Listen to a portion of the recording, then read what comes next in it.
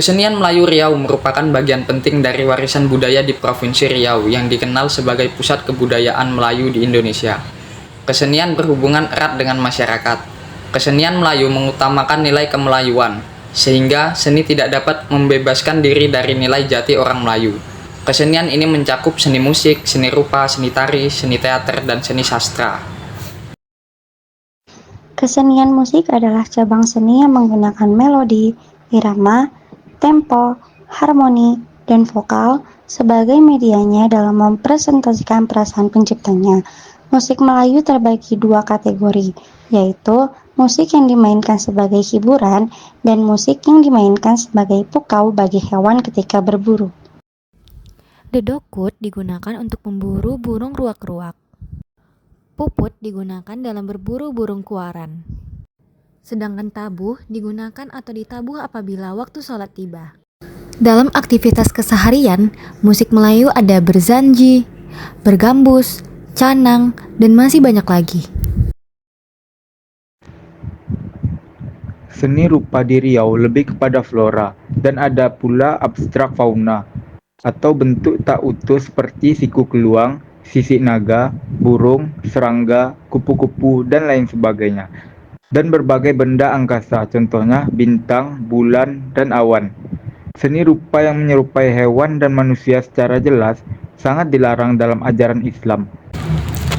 Kesenian ukiran adalah proses mengolah permukaan suatu objek yang berukuran dengan membuat perbedaan ketinggian dari permukaan sehingga didapat imajinasi tertentu. Seni ukir Melayu merupakan ungkapan dinamika kehidupan masyarakat dalam menerjemahkan alam dan menuangkannya dalam karya-karya seni. Motif batik Melayu ada motif awan larat, motif tampuk manggis, dan masih banyak lagi. Untuk sekarang mungkin udah Bentar ya? nggak ada. Bentar.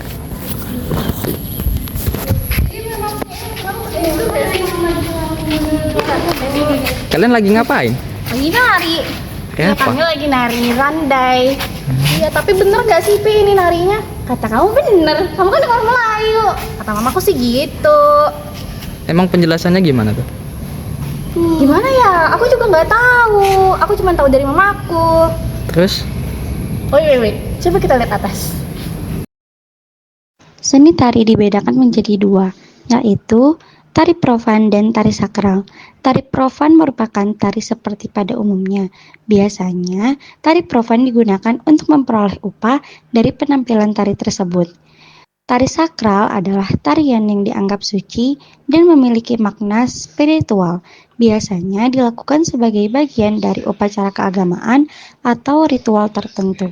Nah, ini tari randai yang benar, guys. Teater cerita yang dibawakan dengan gerakan dan ekspresi pelakon. Teater juga bisa diartikan cerita yang disampaikan dengan irama bahasa tertentu, diperagakan dengan gerak atau tari, dan diiringi dengan musik tradisional. Salah satu contohnya yaitu Ranggung, Maknyong, dan masih banyak lagi. Sastra Melayu ada karya sastra tulisan dan karya sastra lisan. Karya sastra tulisan termasuk hikayat, gurindam, dan masih banyak lagi. Sedangkan karya sastra lisan termasuk cerita rakyat, pantun, dan masih banyak lagi. Dengan bismillah kami ucapkan ya pusaka syair dinamakan syair Melayu awal kebudayaan yang amat perlu kita lestarikan.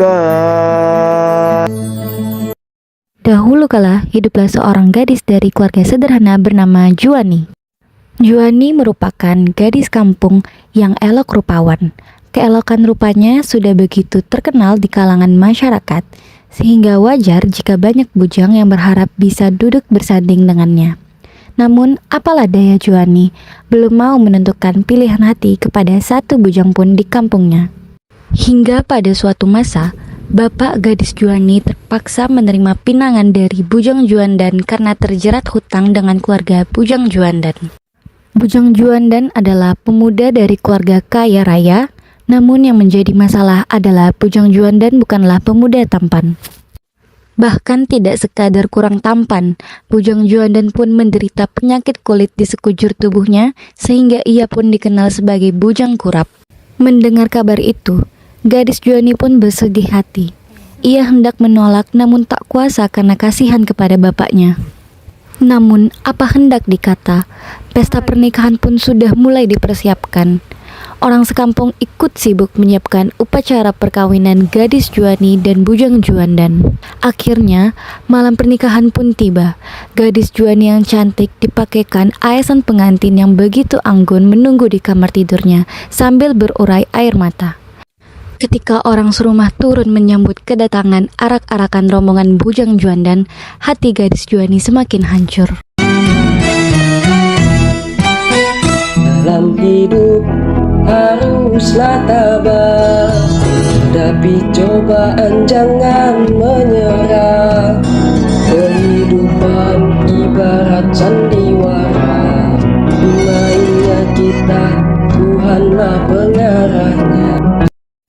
Di tengah kekalutan pikiran, ia pun mengambil keputusan dengan berurai air mata.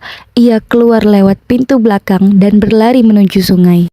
Akhirnya, dengan berurai air mata, gadis Juwani pun mengakhiri hidupnya dengan terjun ke sungai. Kematiannya yang penuh derita menjadikannya sebagai arwah penunggu sungai yang terkenal, disebut sebagai Antu Ayek yang mencari korban anak-anak.